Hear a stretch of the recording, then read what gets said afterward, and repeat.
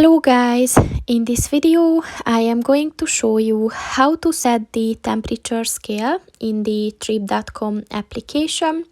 But first I just want to mention, don't forget to subscribe to my channel, because at 10,000 subscribers I am going to show you my whole YouTube revenue statistics and growth strategy, as well as how to make money online.